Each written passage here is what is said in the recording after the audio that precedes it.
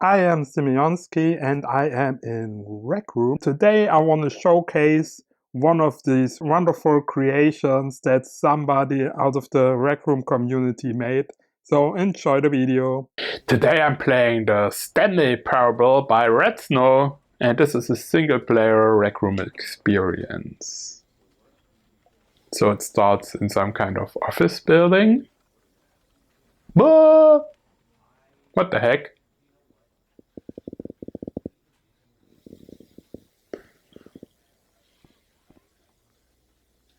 You have achievements here. Looks like this is starting somewhere here. The Stanley Parable recreated in Rec Room begin. Team Parable present.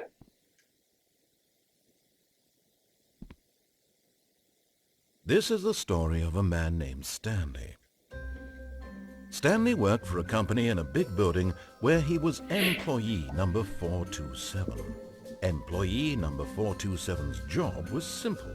He sat at his desk in room 427 and he pushed buttons on a keyboard. Orders came to him through a monitor on his desk, telling him what buttons to push, how long to push them, and in what order. This is what employee 427 did every day of every month of every year. And although others might have considered it soul-rending, Stanley relished every moment that the orders came in, as though he had been made exactly for this job. And Stanley was happy. And then one day, something very peculiar happened. Something that would forever change Stanley. Something he would never quite forget. He had been at his desk for nearly an hour when he realized that not one single order had arrived on the monitor for him to follow. No one had showed up to give him instructions, call a meeting, or even say hi. Never in all his years at the company had this happened, this complete isolation. Something was very clearly wrong. Shocked, frozen solid, Stanley found himself unable to move for the longest time. But as he came to his wits and regained his senses, he got up from his desk and stepped out of his office. The end is never the end, is never the end, is never the end.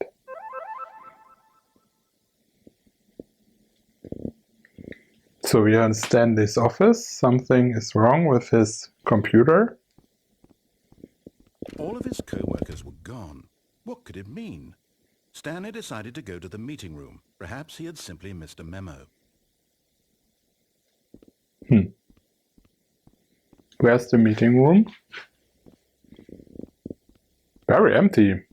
Where's everybody? Very confused. I'm a very confused Stanley. Is this supposed to be the meeting room over there? Let's see. When Stanley came to a set of 2 open doors, he entered the door on his left. Okay, I will enter the door on the left. How far away is this meeting room? Come on. Oh, yeah, there it is. Yet there was not a single person here either. Feeling a wave of disbelief, Stanley decided to go up to his boss's office, hoping he might find an answer there.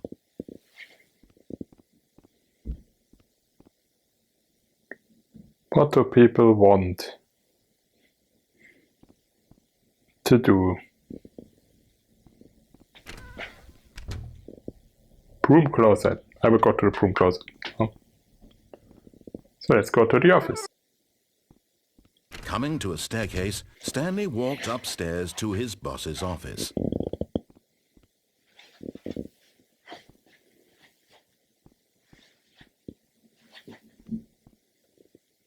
Nice office. Wow. Anybody here? Hello? Stepping into his manager's office, Stanley was once again stunned to discover not an indication of any human life.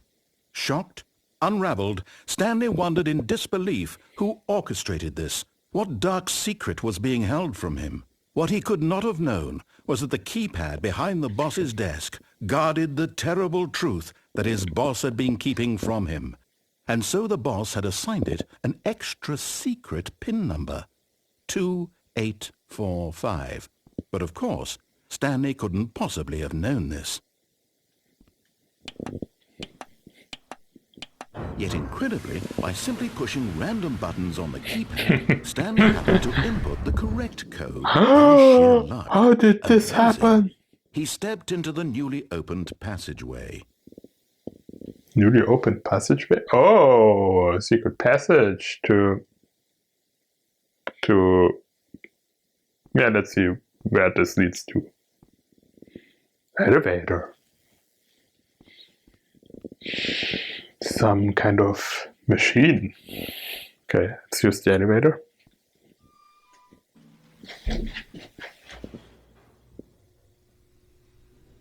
Descending deeper into the building, Stanley realized he felt a bit peculiar. It was a stirring of emotion in his chest, as though he felt more free to think for himself, to question the nature of his job. Why did he feel this now, when for years it had never occurred to him? This question would not go unanswered for long.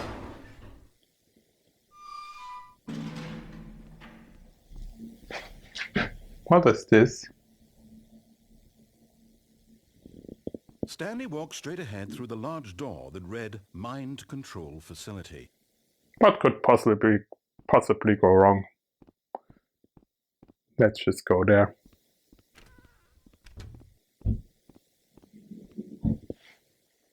The lights rose on an enormous room packed with television screens. What horrible secret did this place hold? Stanley thought to himself. Did he have the strength to find out? Nice. Let's see if I have the strength to find out. Cameras. Now the monitors jumped to life, their true nature revealed. Each bore the number of an employee in the building, Stanley's co-workers. The lives of so many individuals reduced to images on a screen, and Stanley, one of them, eternally monitored in this place where freedom meant nothing.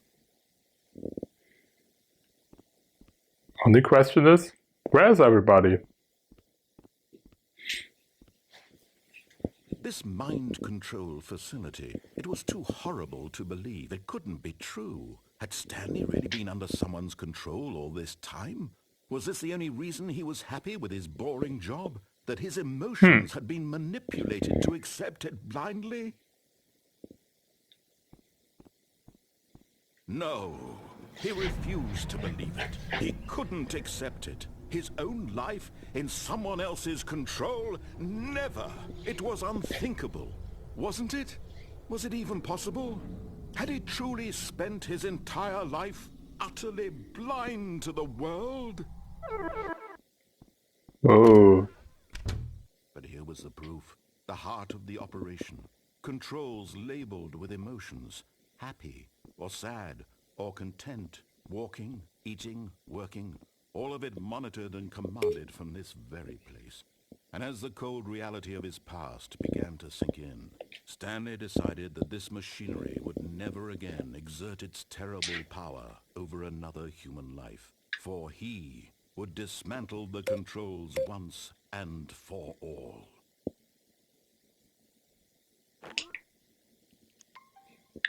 Okay, cool. This was the beginning of Stanley's Parable by Red Snow, recreated in Rec Room.